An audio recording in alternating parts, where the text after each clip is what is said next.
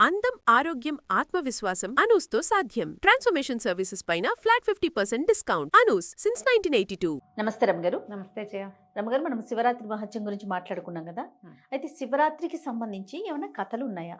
శివరాత్రి రోజున ఈయన పరమేశ్వరుడు అగ్నిస్తంభ రూపంలో ప్రత్యక్షమయ్యాడని, ఆయన ఎంత గొప్పవాడో తెలియజేశాడు అని ఈ రోజునే జరిగిందని చెప్పి మనం లింగోద్భవ కాలంలో పూజ చేస్తాం కదా. లింగోద్భవ కాలం దాకా మనం ఉపవాసం ఉండాలి, అర్చన చేయాలి, ఆ సమయంలో అర్చన చేయాలి చెప్తాం కదా.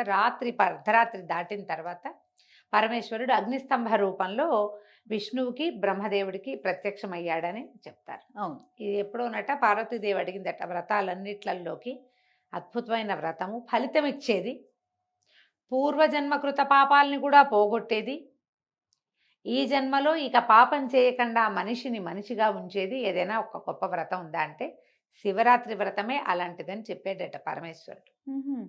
ఇది ఎట్లాంటిది అంటే అన్నదానికి ఒక కథ చెప్పారట. పూర్వం ఎప్పుడోనట ఒక కిరాతుడు ఉండేవాడు, బోయేవాడు. ఇతను ఏం చేశాడట, అడవిలో జంతువులకి వేటాడేవాడు, జంతువులను వేటాడి అమ్మి చేసేవాడు. ఓసారి ఏమైంది, ఎవరికో అప్పు పడ్డాడు. రేపేవో జంతువులు తీసుకొచ్చి ఇస్తానని సరుకులు తెచ్చుకున్నాడు సంతలో ఎంచి. జంతువుల్ని ఇవ్వలేకపోయాడు. ఇప్పుడు ఆ సంత వాళ్ళు ఏమంటారు, బాకీ పడ్డాడు కదా, వాళ్ళు ఓ చెట్టు కట్టేసి నానా దుర్భాషలు ఆడి వాడిని విడిపించకుండా వెళ్ళిపోయారు. ఆ పక్కనే ఒక సమీపంలో ఒక శివ సన్నిధి ఉంది. దేవాలయం లాంటిది కాదు కానీ ఒక మండపం లాంటిది. అయితే శివభక్తులు చాలామంది రాత్రిపూట అక్కడ చేరి అక్కడ విశేషంగా భజనలు పూజలు జరుపుకున్నారు. తెల్లవార్లు ఆ చెట్టు కట్టేసి, ఇప్పుడు నిద్రపోతాడు అనుకో, చెట్టు కట్టేసి ఉన్నవాడు తలకైట వాలిపోగానే మెండె పొట్టి మెలకు రాదు. అవును, వెనక్కాంతే కదా నిద్ర వచ్చేది. వెనక్కానే వెసులుబాటు లేక తెల్లవార్లు ఆ శివ భజనలు విన్నాడు. కొంత బుద్ధిమంతుడు అయ్యాడు వాడు. దీని తర్వాత కొద్ది రోజులకి వాడికి వాళ్ళ విన్నటువంటి ఆ శివనామాలు నోటికొచ్చినాయి. తెల్లవార్లు విన్నాడుగా. కొద్ది రోజుల తర్వాత అతను వేటకెళ్ళాడు. మళ్ళీ వెళ్తే ఏ మృగము దొరకలేదట. వాళ్ళ వీడి సమయం బాగుండి శివరాత్రి వీడు ఏం చేశాడు, అడవిలో ఉండి తెల్లవారేసరికి ఏదైనా సంపాదించాలనుకున్నాడు. ముందు ఈ అప్పు పడ్డాడు కదా, ఆ శివభక్తులంతా ఏం చేశారు, వాడి కట్లు ఉడదీసి ఎందుకురా నాయన నేను కట్టేశారని అడిగి ఇట ఒక 4 నాణేలు, బంగారు నాణేలు 4 రాక్కాసులో బాగిపడ్డానండి అంటే వాళ్ళే ఇచ్చి ఆ బాకీ తీర్చారు. దాంతో శివనామం అంట, శివుడి వల్లే నాకు ఈ బాకీ తీరిందని నమ్మాడు వాడు. ఎప్పుడైతే ఈ వేటకు వచ్చాడు, సాయంకాలం అయిపోయింది, ఒక్క జంతువు కూడా పడలేదు. విసుగు పుట్టింది. కానీ తెల్లవార్లు ఇక్కడే ఉండి తెల్లారంగానే ఆ ఉచ్చులో ఏదైనా పడుతుందేమో చూద్దామని కొన్ని వలలు వేసి ఓ చెట్టెక్కి కూర్చున్నాడు. రాత్రిపూట సింహాలు, పులులు, చిరత పులులు, ఎలుగొడ్లు వేటకు వస్తాయి, వాటికి దొరికిపోతాడు వీడు. చెట్టెక్కి కూర్చున్నాడు. వీడి సమయం బాగుండి వాడు ఎక్కింది మారేడు చెట్టు. ఆ మారేడు చెట్టుకి కింద ముళ్ళు ఉంటాయి. ముళ్ళున్న చెట్టు వాడు ఎటా ఎక్కాడండి అని అడుగుతుంటారు ప్రతి వాళ్ళు. వాడు ముళ్ళున్నాయి కాబట్టి పులి కానీ ఎలుగుబంటి కానీ మారేడు చెట్టు ఎక్కబట. మామూలుగా మనకి చిరత పులులు, ఎలుగుబంట్లు చెట్లు ఎక్కేస్తాయి, ఈ పర్టికులర్ చెట్టు ఎక్కవు. అందుకని వాడు చూసుకుని ఇది ముళ్ళుగల చెట్టు, ఇది పూజ చేస్తారని తెలియదు వాడికి. ఇది ముళ్ళుగల చెట్టు కాబట్టి దీని మీదకి అవి ఎక్కవని వీడు పైకి ఎక్కి కూర్చున్నాడు. ఎప్పుడో పురాతన కాలంలో ఎవరో ఒక ఋషి కొన్నాళ్ళు ఈ చెట్టు కింద తపస్సు చేసుకుని ఒక చిన్న స్థాణు లింగాన్ని, ఒక రాతి లింగాన్ని అక్కడ పెట్టుకుని ఉంచుకున్నాడు. వీడు ఆ చెట్టు మీద కూర్చున్నాడా. సరే, వాడి దగ్గర సొరకాయ బుర్రలో నీళ్లున్నాయి. మంచినీళ్ళు తాగబోయి కొన్ని నీళ్లు పారబోసేసుకున్నాడు కింద. ఆ సీత మూత తీసేటప్పుడు పడిపోయినాయి. ఈ పడి నీళ్లు పోయి శివలింగం మీద పడ్డాయి. అభిషేక ప్రియ శివ, ఆయనకి ఇష్టం. ఆ నీళ్లు ఎంగిల్ నీళ్ళ ఇంకో నీళ్ళ కాదు, నీళ్ళు అంతే. నీళ్లు పడ్డాయి. కాసేపు అయ్యాక వీడికి తూలు వచ్చేస్తుంది. ఏమిట్రా నాయన తూలు వచ్చేస్తుంది, ఈ శివుడు ఎక్కడన్నాడు వాడికి గుర్తొచ్చింది. ఆ రోజు పాటలు విన్నాడుగా అని ఆ పాట పాడుకోవటం మొదలుపెట్టాడు. పాట పాడుకుంటూ కాసిన మంచినీళ్ళు తాగాడు, ఆవరించాడు, ఒళ్ళు విరుచుకున్నాడు. తోచట్లేదు. ఈ చెట్టు ఆకు ఒక్కోటి తుప్పటం వేయటం. ఆ ఆకు ఎట్లా ఉంటుంది, 2 ఆకులు ఇట్లా ఉండి మధ్యలో నుంచి ఇంకొక ఆకు వస్తుంది. దీన్ని లాగితే అదేమిటి బాగా తెగదు. అదే మొదలుకి లాగేవనుకో, ఇక్కడ లాగితే బాగా తెగుతుంది. కరెక్ట్గా ఇట్లా తీస్తే దళం దళంగా వస్తాయి. ఓ దళం తీయటం, కింద వేయటం తోచక ఓ రెమ్మ విరిచాడు. కాసేపు దాన్ని ఇటా ఇటా అన్నాడు. తర్వాత ఏం చేశాడు, ఒక్కొక్కటి తీయటం మొదలుపెట్టాడు. మనకు కూడా తోచకపోతే పిల్లలు చేస్తారు. అవును. ఈ ఆకులన్నీ, మారేడు దళాలన్నీ వెళ్ళి ఆ శివలింగం మీద పడ్డాయి. వీడు పాట ఒకటి పాడుకుంటున్నాడుగా, శివుడు శివుడు పాట పాడతాడు. శివుడు ఏమీ పడనివ్వలేదు, ఒక్క జంతువు దొరకలేదు, ఒట్టిగా శివుడు శివుడు అంటున్నాడు. శివుడు దేవుడే కాదు అని నిందాస్తుతి కూడా చేస్తున్నాడు. దేవుడైతే నాకు దొరక్కపోయేదా? ఏ పాట పాడినా ఒకటే. అవాళ ఈ పాట పాడడం వల్ల అప్పులు తీరినాయి, కట్లు విడినాయి అని నేను నమ్మాను. కానీ ఇప్పుడు మన పని ఎక్కడవుతోంది అనుకుంటూ కాసేపు నిందిస్తున్నాడు, కాసేపు స్తుతిస్తున్నాడు, మధ్య మధ్యలో ఆకులు దూస్తున్నాడు, పోస్తున్నాడు. ఆహారం లేదు, మంచినీళ్ళు తప్ప, ఉపవాసం. కిందుంటే జంతువులు పట్టుకుంటాయేమోనని చెట్టెక్కాడు, నిద్ర పడితే కింద పడిపోతానేమోనని నిద్రపోకుండా ఉన్నాడు, జాగారం. తర్వాత ఈ మన సొరకాయలో ఉన్నటువంటి, సొరకాయ బుర్రలో ఉన్న నీళ్ళెత్తి శివలింగం మీద పోసాడు, అభిషేకం. ఆకులు కోసి, బిల్వాలు కోసి వాటి మీద శివలింగం మీద పడేస్తున్నాడు, అర్చన. మధ్య మధ్యలో వాడికి నోటికొచ్చిన స్తోత్రాలు కూడా చదువుకుంటున్నాడు. ఇప్పుడు చేయవలసినవి ఏమిటి? శివరాత్రి అభిషేకం చేయాలి, ఉపవాసం చేయాలి, జాగారం చేయాలి, అర్చన చేయాలి, స్తుతి చేయాలి. 5 క్రియలు అయిపోతున్నాయి. తెల్లవారేసరికి వాడికి ఎంత సంతోషంగా అనిపించిందో. ఎందుకు? వీడు చెట్టు దిగి వచ్చేసరికల్లా వాడు పెట్టిన ఉచ్చులో ఒక లేడి చిక్కుకున్నది. శివుడిని బోళ్ళంతా స్తుతించాడు, శివ శివ అని పాడుకున్నాడు. ఆహాహా, శివుడి వల్ల కదా దొరికిందని. ఆ లేడి దగ్గరికి వెళ్ళేసరికి దాన్ని కొడదామనుకున్నాడు ఒక దెబ్బ. చూస్తే అది నిండు చూలాలు కడుపుతో ఉంది ఆ లేడి. ఇక దగ్గరికి వెళ్ళేసరికి కొట్టద్దు కొట్టద్దు, నన్ను వదిలిపెట్టేసేయని మానవ భాషలో మాట్లాడింది. తెల్లబోయాడు. ఎవరు నువ్వు? మనిషిలాగా ఎట్టా మాట్లాడుతున్నావంటే, నేను రంభ అని నా పేరు, నేను పరమేశ్వరుడి చుట్టుపక్కల పరిచారికని, ఆ ప్రాంతంలో ఆయన కైలాసంలో ప్రమథగణాల దగ్గర అంతా పరిచారికని.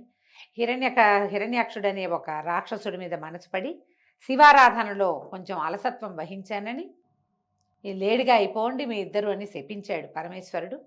నేను లేడిగా పుట్టాను, నా భర్త కూడా ఇక్కడే ఉన్నాడు, నేనేమో ఇప్పుడు గర్భవతిని, నన్ను కొట్టి చంపేసామనుకో పొట్టలో పిల్ల కూడా చచ్చిపోతుంది.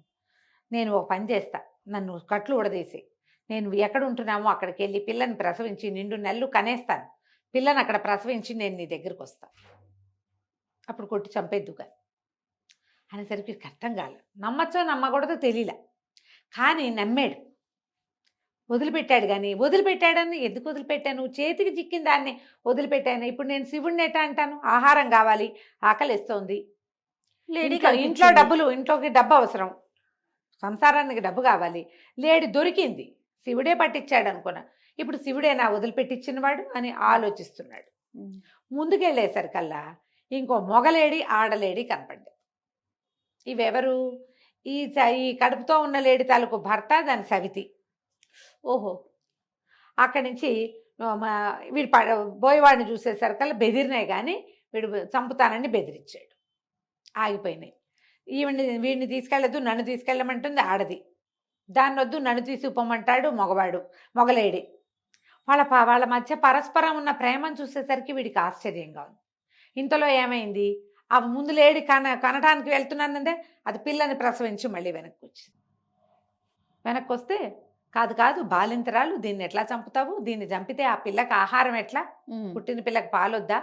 దాన్ని కాదు నన్ను చంపమని రెండోది, వీళ్ళని చంపద్దు నన్ను చంపమని మొగుడు. ఆ మూడింటిని చూసేసరికల్లా అతనికి చాలా ఇదైపోతుంది. ఒక లేడీ అసలు ఇలాంటి ఇదేమిటి అని వాడు చాలా దుఃఖపడతాడు. దుఃఖపడి శివస్తుతి మళ్ళీ చదువుకుంటాడు. ఎప్పుడైతే ఈ 3 లేడ్లు ప్రాణం వదలటానికి సిద్ధపడిపోయినాయో ఆకాశం నుంచి పుష్పవృష్టి కురుస్తుంది, వీడికి మోక్షం వస్తుంది. ఆ శివరాత్రి చేసినటువంటి దీనివల్ల, జంతువుల భాష తెలుసుకున్నాడు. క్రూరుడైన వాడు మెతగ్గా మారిపోయాడు. వాడికి కావలసిన ఆహారం వాడికి లభించినా వాడు తీసుకోలేదు. అట్లాంటి మార్పు వస్తుంది శివరాత్రి వ్రతం చేసిన వాళ్ళకి. ఈ కథ చెప్పబడుతుంది. ఇప్పుడు ఈ కథకి పూర్వగాథ మనం ఏం చెప్పుకున్నాం? బ్రహ్మ విష్ణువు ఇద్దరు ఎవరు నువ్వు గొప్ప నేను గొప్ప అని మాట్లాడుకుంటుంటే, మన ఇద్దరిలో ఎవరు గొప్పవాళ్ళు అని ఆలోచిస్తున్నప్పుడు ఈ విష్ణువు పరమేశ్వరుడు అగ్నిస్తంభ రూపంలో ప్రత్యక్షమయ్యాడు. ఈ స్తంభం ఎవరు? దీని ఆద్యంతం లింగ రూపంలో ఉంది. ఆద్యంతాలు తెలుసుకోవడానికి పైకొకళ్ళు కిందకొకళ్ళు ప్రయాణం చేశారు. కింద దాకా వెళ్ళాడు విష్ణువు తవ్వుకుంటూ. ఎంత కిందకెళ్ళినా ఆయనకి కనపడల లోతు. రెండో భాగం కనిపించల అంచు. అంచు కనపడలేదు అని వెనక్కి వచ్చాడు. బ్రహ్మదేవుడు పైకి వెళ్తున్నాడు. ఎంత వెళ్ళినా ఏమీ లేదు. అయితే ఏమైంది, ఒక ఆవు మొగలి పువ్వు వస్తున్నాయి కిందకి. అది బహుశా పైకి వెళ్తే దేవతలు పెట్టిన మొగలి పువ్వే పడిపోయింది. ఆ మొగలి పువ్వు ఆవు దిగొస్తోంది. సురభి, అదే మన కామధేనువు లాంటిది అనుకో, కామధేనువు వస్తుంటే అడిగాడు బ్రహ్మదేవుడు. దీని చివరి చూసారంటే మేము చూడలేదన్నారు. అయితే ఈయన ఏం చెప్పాడు, ఇక్కడ సాక్ష్యం చెప్పండి, చూశానని చెప్పండి, నేను చూశానన్న సాక్ష్యం అని చెప్పి వీళ్ళని తీసుకొచ్చాడు. విష్ణువు బ్రహ్మదేవుడు ఎదురు బదురుపడ్డారు. విష్ణుమూర్తి చెప్పాడు, నేను ఈ శివలింగం తాలూకు కింది భాగాన్ని నేను చూడలేకపోయాను, నాకు తెలియలేదు అని చెప్తే, బ్రహ్మదేవుడు నేను పై భాగాన్ని చూశాను, ఇదిగో ఈ మొగలి పువ్వు సాక్ష్యం, ఇదిగో ఈ ఆవు సాక్ష్యం అంటే, మొగలి పువ్వు అవునని ఊపింది. పొత్తి కదా, సరేనంది. ఆవు మాత్రం తలతోటి తల ఊపి తోకతోటి చూడలేదు అని చెప్పింది.